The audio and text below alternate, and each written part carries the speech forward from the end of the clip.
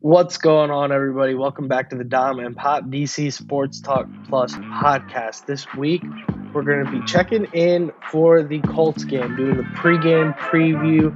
What do we like? What are we feeling good about? What are we worried about? And of course, we're going to get to our cazz of the week and our bada.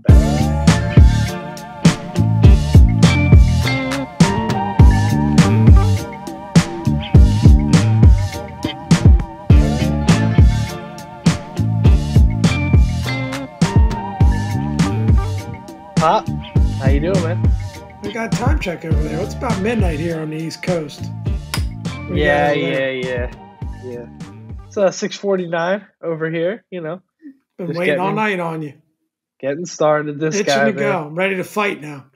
Yeah, he's patient. Well, it's not going to be the only fight going on because I think the Commanders' social media team has a photo op scheduled at the 50-yard line for Irsay and Snyder, but they got extra security apparently. Awesome. There might be a little smackdown there. Awesome. I'd love to see it. Do you think we're gonna get we're gonna get that photo op, and more importantly, do you think Dan's gonna get his highlights done beforehand? It looks nice and fresh like he did for the Jerry picture. I do not see. You never know. Tanya might get a punch in. Might go out there. Man. It could get rough, man. It could get tough out there. I hope Irsay's got good security. But yeah, I mean, it's going to be a heck of a game. It's funny. We're in a very different we got here in a different way, but we're kind of in the same position we expected to be in at this point in the season, right? We got a couple wins under our belt, had a few losses, kind of in that all too familiar Ron Rivera treading water stage of the season where we're going, are we going to be good or are we going to suck? We don't really know. I think this week, in a lot of ways, although I feel like I've been saying this for the last 8 weeks, I think we're going to really find out what this team is this week, or we're at least going to get a better idea as we're going in. I mean, it is crazy, how big of a difference a couple weeks can make. I mean, 2 weeks ago, we're talking about this team has no hope. Ron Rivera might be nuclear done. Options. I'm talking nuclear, and I said, I'm glad I was patient. I said, we're going into this Chicago game against what might be the worst team in the NFL. We're going into this Thursday night game in prime time, and this team is played so bad, I think we're going to lose. So, and if we lose this game, it's going to be bad. Can I get a little positivity? We're on a 2-game winning streak. So I'm setting it up. And it is incredible that, a few weeks later, all of a sudden, through a few different avenues, we're on a 2-game winning streak. We're 3-4. Right. We're going into the Colts. We have an opportunity. What I was trying to get at, this guy over here has been so patient tonight. What I've been trying to get at is we got an opportunity to be 4-4. We got an opportunity to be 500 8 weeks into the season. What more can you ask for? A lot, but that seems to just kind of be what this team does. So hopefully we can get to that 500 mark, 4-4, maybe scraping at that wild card, looking a little more realistic. So, Pop, please refer to me as father, not this guy over here. Okay. Yeah, this guy over here. Let's get this straight. The Almighty Father has been so patient with me this evening. So now that I finally got through my setup, Pop, how are you feeling going into this Colts game? What do you think? Quick thoughts. Well, my thoughts are, I'm definitely liking a lot of things I'm seeing out of the team. It is pretty crazy. We thought this was going to be another game on the Carson Wentz revenge tour, and we don't get Wentz or Ryan in this game. Some might say that's a good thing, but generally, I'm pretty upbeat on the way the team is playing. I think when you look at the defense, who would have thought that Del Rio would be the best coach on the team? But he's really, most improved.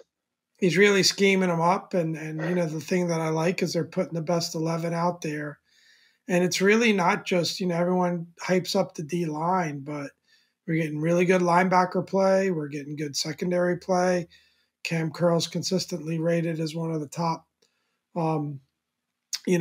defensive players in the league week in and week out, and in his ratings, he's kind of doing it somewhat quietly. And St. Juice looks like he could be a budding star. So, Yeah. I really like, the defense I think is really stepped up and is a really good unit. And, offensively, got to love those weapons. I still don't think the line is great, but it's improving. They're starting to find the right mix of guys. But you know how I feel. I'm still very concerned about the quarterback Yeah. position. We'll see. I just think that there are limitations there. And, when you go and review that Packers game, that second half was great, but man, we were living on the edge there. And it's a concern for me. It Yeah. really is. I think First, it's the one thing that's going to hold this team back. But, I got to give the coaches credit, right? I mean, we are making a run. We have an opportunity to add to that this weekend. I really wish Matt Ryan was the quarterback because I feel like anytime you got these unknown young QBs coming off the bench, it always seems like there's a bit of a spark and some danger there. yeah. And it is funny, man. It's these teams, we almost became like unofficial rivals in the off season just because of all the like off the field talk about Wentz and Ryan, and we picked up their old quarterback and they're trying to make things look good, getting rid of Wentz. And the crazy thing is, I mean, we're looking at a Colts team that is 3-3-1. We're looking at a Commanders team that's 3-4, and we're looking at two almost identical situations at quarterback. You got two veteran guys. Obviously, Matt Ryan's a little bit older than Wentz. Wentz started when he was really young, but you got two veteran guys, maybe not as good as you would hope that they would be coming into the season, injured, now stepping down for two relatively unknown. Heineke had the year with us last year, but relatively unknown, more dual threat-ish type of quarterbacks behind two bad offensive lines that are starting to find their groove a little bit more. At least ours is. I don't know as much about Indy's, but I know going into the season, you anticipated that Indianapolis and Washington would both have really good offensive lines, and they've both kind of underperformed.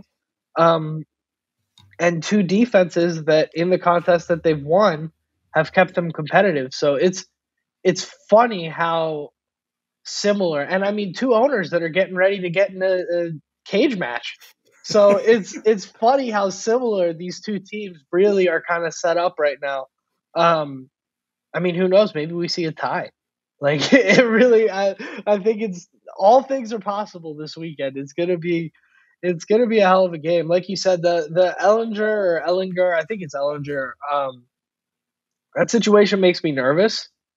You just don't know. You And mean, it's did I mispronounce a name? Wow. I don't That think never anybody happens. knows, to be honest with you. No offense to the kid. I have no idea.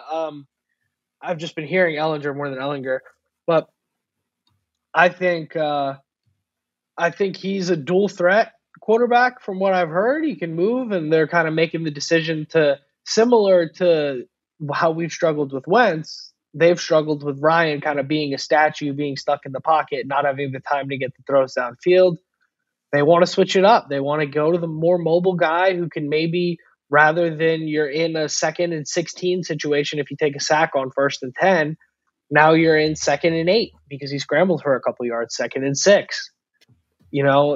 They'd rather have that guy. So I think we saw the spark that provided for us in the second half of that Green Bay game, and we saw the difference in the way the offense was able to function and guys running wide open, and they're not able to blitz as much, and the defensive linemen aren't able to just pin their ears back and go after you as much when you have that. So hopefully this doesn't neutralize us. But to get into the scouting report a little bit, we're dealing with Jonathan Taylor, who's the best running back in football last year. He's kind of coming back from an injury. He hasn't quite been himself this year, much to my chagrin, given that he's on my fantasy team. And we're dealing with, on the defensive end, Shaq Leonard is obviously a concern. He's a great player. And Michael Pittman Jr. is also a great wide receiver, but kind of has up and down games. Some games he's really good. He's Right. kind of, I think his performance has been similar to Terry's in that he's had a few games that he's made a really big impact, but for the most part, kind of like high end, middle of the road, limited by bad quarterback play kind of vibes there. So Yeah, it is. It is funny, man. And the more and more we talk about it, the more and more I realize it's like the same football teams, just in different colors, facing off this weekend. So that's kind of the scouting report there. I mean, I like our chances. Honestly, I like our defensive line. I think hopefully Heineke comes out a little bit more prepared. I think we're going to see something a little bit closer to the middle. We saw the really good in the second half. We saw the really bad in the first half. I think we're going to see something a little more closer to the middle to start the game, and then Lord knows it'll head in either direction towards the end. Um, but yeah, so that's my initial thing. You know, I feel pretty good about it. I think it's a winnable game, and I think we can get back to 500 here, and then all of a sudden we're dancing. We're looking at that 7 seed for whatever Yeah. that's worth. You know, so Yep. No, no question. I mean, Vegas does have the Colts favored by 3. yeah, So they're not quite believing in the Commanders yet. And, I you wouldn't know, either. I don't blame them. I think the Ellinger factor actually worries me again because I just felt Yeah, I was actually kind of excited to face Matt Ryan and knowing that he's, he is a statue and their line's not that good. Um, but yeah, I well, mean, we'll get in our keys of the game and think, I still think it's just the same as the last few games, right? It's winnable, but it's losable too. yeah. And, you know, they're going to make it interesting no matter what. But I expect a close game, and hopefully we could pull it out. It'd be great to kind of go on a little heater here. Yeah, I mean, you say that about Ryan, and I agree. But I mean, the Falcons team at every position was worse than the Colts team, and he sliced us up for 28 points last year. And that was with a healthy Chase Young, I with don't more think healthy last year's defense. defense was So playing like this year's defense. maybe, but that's just something to keep in mind. You know, you never know. But I Right. think that being said, 3 points, it's a close line. I think it's definitely like I don't know that I'm rushing out to put all my money on the Commanders there, but I think it's a winnable game. I think it's well said. I think in terms of like the way we match up with the team, we have been stopping the run well, and they have not been running the ball super effectively with Taylor. He's been pretty inefficient. So hopefully we can kind of game script them out of being able to run the ball a ton. Although maybe, they score 14 points, Taylor gets both touchdowns, that helps out my fantasy team, but he doesn't really get to run for a lot of yards, and then we win by 28-14. That's kind of how I would like to see that go. Just cake and eat it too kind of situation. But speaking of how we want things to go, Pop, you want to just go ahead and get into the keys to the game, things that pop? I'm sure you've already got yours. Since you've been waiting around so long for me today, I'm You sure you've know already it, got son. yours ready to You fire. know So it. go You ahead. know it. Yeah, my keys this week, I think we got to run the ball. Yep. I definitely don't have the trust in us getting to a drop back game and having to pass the ball around. So I think running the ball with that combination of B Rob and AG and, maybe even seeing a little bit more of JD McKissick and mixing Curtis in there. You had a good point last week about that. I want to rattle the young QB. I know Yep. I don't think we should be overly cautious because he can run the ball. Let's get to him. Let's rattle him. Let's make him feel a few hits. I think we need to be, we had a good game plan against Aaron Rodgers to keep him in the pocket. They clearly rushed 4. Brilliant game plan by Del Rio. Yeah. Ron was even commenting on that. But I think we need to be more aggressive this week, and we need to get to the kid, and we need to rattle him. And then third, I would say Taylor's got to protect the ball. Yep. And that's probably the thing that worries me the most is that I feel like to overcome his shortcomings with his arm, he just tries to make that play that just isn't there. And he got away with a couple, quite frankly, even in that second half. I mean, that last throw to, Terry, if we want to be honest, was a pretty lucky throw. And I don't know if I agree with Terry that, but Terry made that play. I've shown it to some neutral parties, and they're like, ah. But anyway, I'm not down on him. You're And I down just on think him. You can Taylor's say it. You can Taylor's say got to it. Come on, protect the Pop. ball. Bring it. You're down on him. Just call it what it is. I just look. You're not I in the saw the Heineke movie. hive. That's fine. That's your Look, I problem. saw the. Here's the thing with me. I love the kid just like everybody else does, and I'm rooting for him. But I saw the movie last year, Yeah. and teams eventually are going to make Taylor be the one that beats them. They're going to take away the run, and they're going to make him drop back. And if he's throwing the ball from the pocket, we're in trouble. Yeah. That's fair. Now, can Scott get creative enough to not be the case? He showed signs of it in the second half. So they need to bring the second half game plan to this game against the Colts. They need to get him out of the pocket. Yep. They need to get it a little gadgety. They need to run that, that couple of the gadget plays that they ran.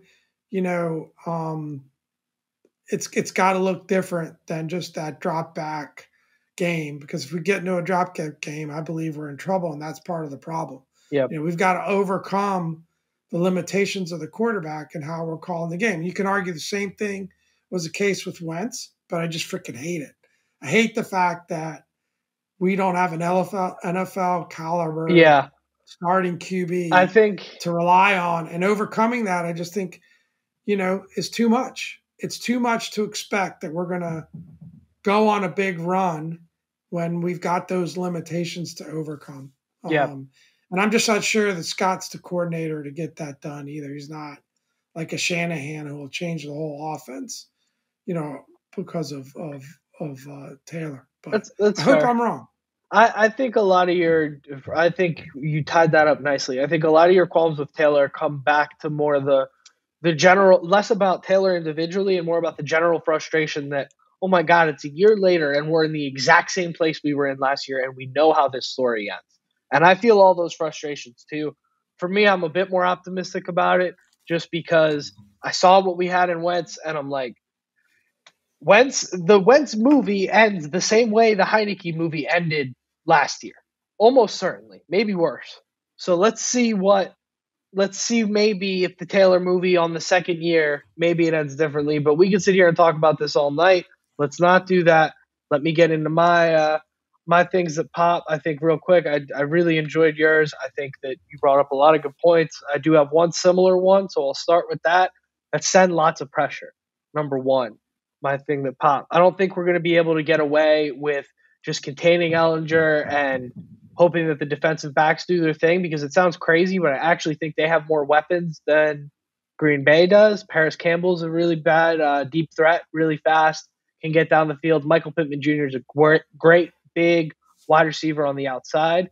So, number one, send lots of pressure, rattle Ellinger, don't let him get in a rhythm, because if he does, we could be in trouble. They got talented wideouts. Number two is going to be win the battle of time of possession, which combines both we got to establish the run and we got to stop the run on their end. Because obviously if Taylor's cranking, they're going to win that battle, no question. So win time of possession. And number three, most importantly, get the ball to Terry McLaurin. Get the ball to Terry McLaurin. Literally, it just drives me nuts. I'm going to go on a brief rant here. I'm going to try to keep it to like 90 seconds. Watch the Rams. Watch the Bills. Watch the Packers when they had Devonta Adams. These guys get 16 targets a game because they're the best player on the football field. Diggs is lining up in the slot. He's lining up outside. He's lining up on the other side.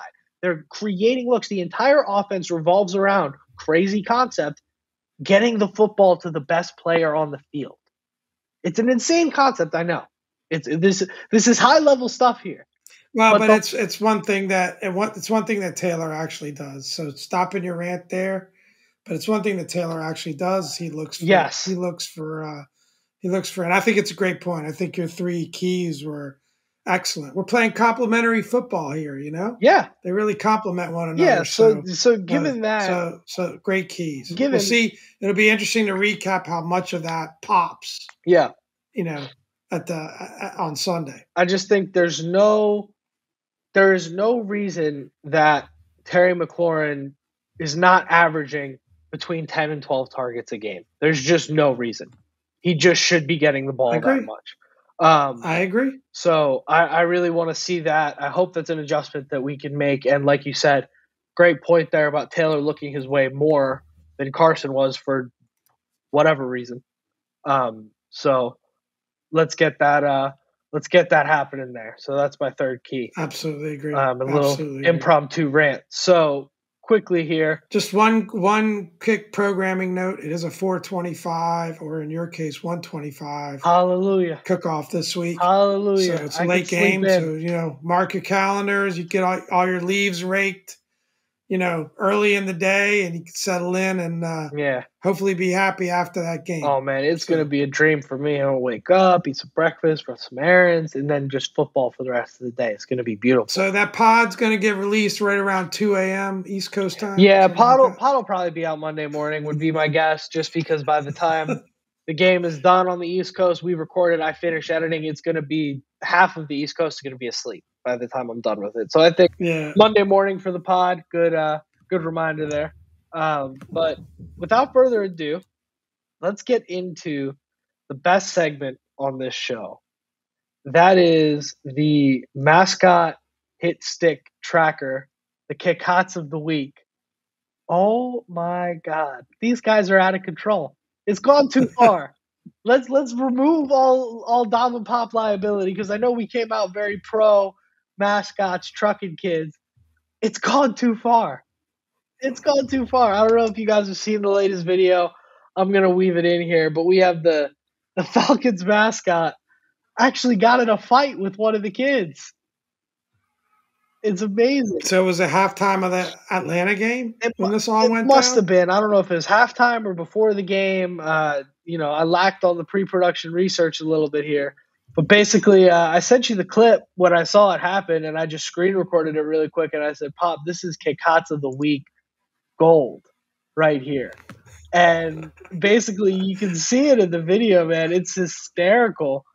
This kid, he's kind of making a play, and then he gets tackled by the mascot, and I guess the mascot just creams him, So how long before this stuff gets canceled? Right, runs it's going to take over one kid getting a twisted ankle, or God forbid a concussion. Yeah, and it's going to be all done. I mean, I don't know if this kid cleared protocol, to be honest. He went down pretty hard.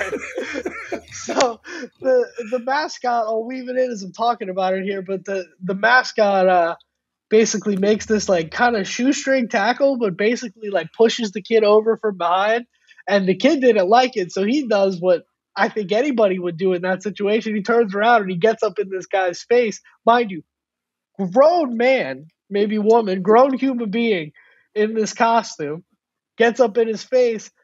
And then the mascot, at that point, you got to be the adult in the room, right? You got to stop. You got to tell the kid to wind down. No, the mascot shoves him back. He starts swinging at him. Yeah. He's putting on a show. He's putting on a show. But they're having a whole fight about it. The kid looked pissed. Kid looked pissed as he should have been. I mean, you got a grown tax-paying adult completely laying you out. And it's craziness. Yeah, the mascot's shoving him back. It's getting wild. So definite cazz of the week to that. That was just love it. Too funny. Love it. Good call. Yeah, I saw that. I was like, jackpot. I even wanted to talk about it on Sunday, but we said, you know what, we'll push it off. But yeah, we don't condone fighting with children. So you're no longer a pro mascot versus kids game? I think I consulted with our legal team, and I just think for liability reasons, I don't think we can be pro mascot, grown adult mascot laying out children in the middle of the game. I think we got to walk that one back. I think it's like exactly what I said the first time. It's the anti-participation trophy response, right? They're saying, look, these kids are too soft these days. They're leveling the playing field. We're gonna knock them around a little bit. So hey, I mean, Bill Burr's gotta love it. Oh, I know Bill Burr is all over it. So speaking of toughening things up, hey son, I gotta tell you something. My phone rang today, and the caller ID said Dave Portnoy. So what do you think that was all about? As I was segueing, you segued at the same time. There was a mutual segue there. I was saying, speaking of toughening things up a little bit, Pop toughed it up on those Fire. bada bets. Went absolutely insane. 5-0. Can you guys 5-0, believe it? baby. I can't. Winning record. Pop Well, I went from 0-5 the first week to a short 7 weeks later winning record in the bottom. and I went 2-3. Obviously, the only games that I won were the ones that we picked in common.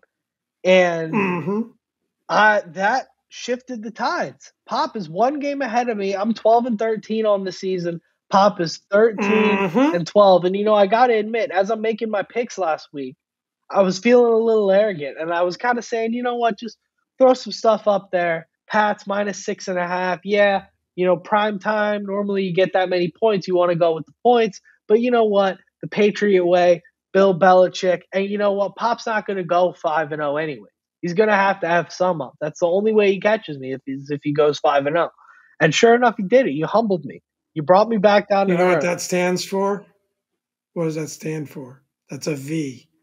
That's a And V. the V stands for victory, son. There you go. You could have just put up a W for winning. That's a little clearer because I like V for victory. I like V for victory. Peace. That could be 2. That could be the first digit in the Dave Portnoy's phone When number I when he use called it, you. it's a V. All right. Fair enough. You got the win. And you know what, Pop? I hope that phone call with Feels Portnoy went good. well. It feels good to be a champion. Yeah. I'm not gonna lie. Yeah. We still got 10 weeks left in the regular season. But right now, Pop, you are a champion at this time. So this week, boo. There you go. Fair enough. So, yeah, Pop went 5-0. So we don't even have to recap. He won every game. Nah.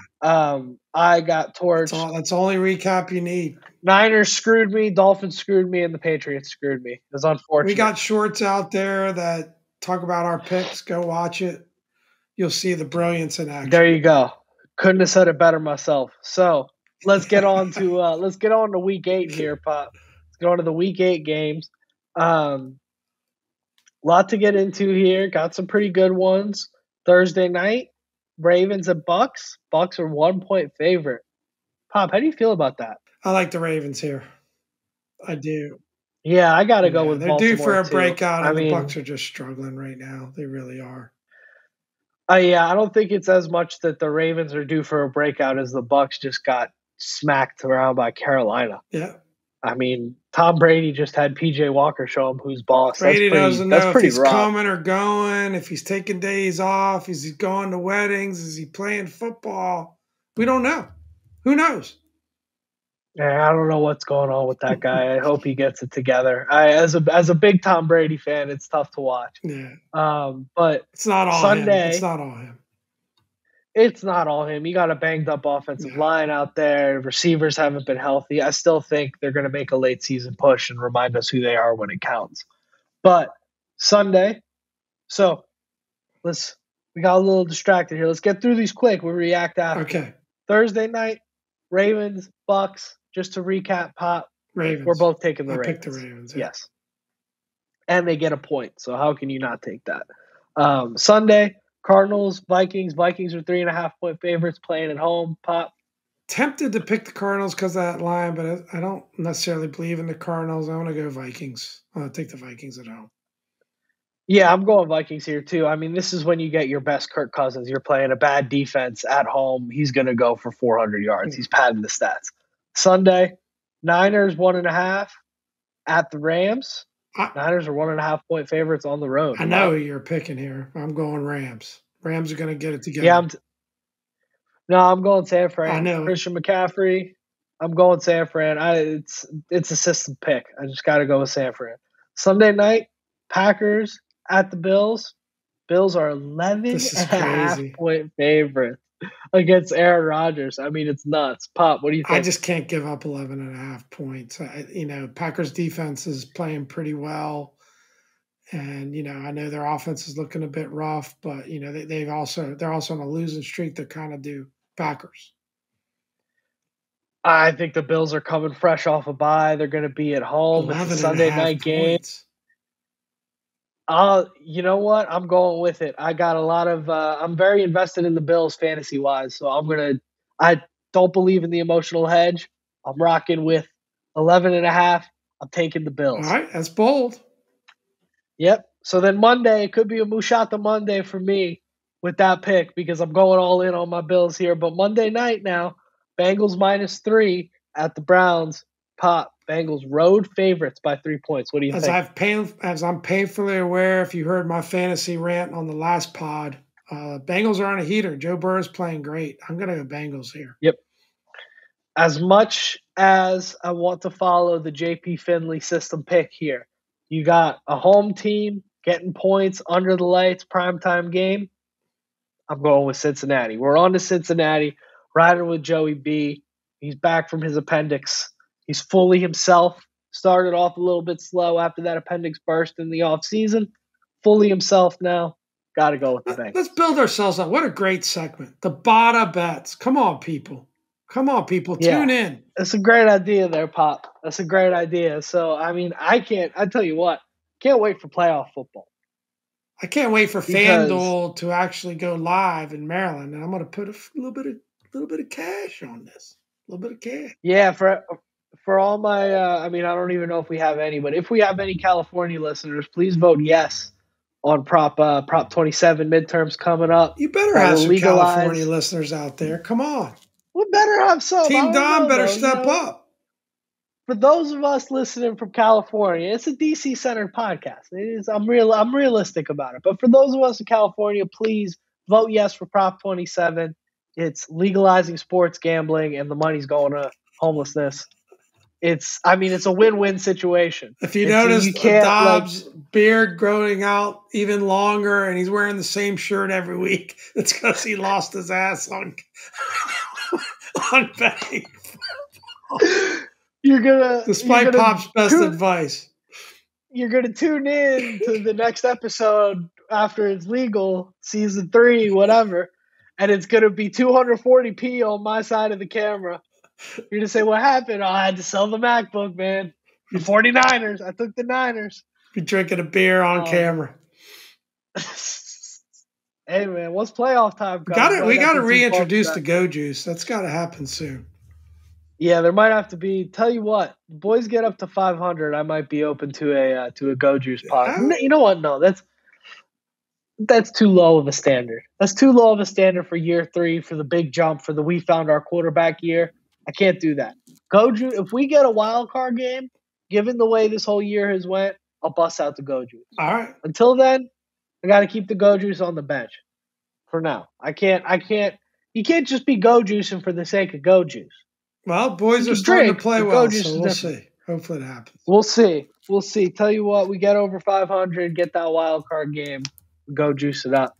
But until then, we got plenty of time to break all that down, as I say every week, and we're going to do it for you. But this week, I think we've pretty much covered it all. Pop, you got any closing thoughts? I do. Before I wrap want to give a shout out to my Wiz. The Wiz are 3-1, off to a good start. I like it. They only lost was in overtime. Playing well, put a beat down on Detroit last night. Had fun watching that with a Ravens insider.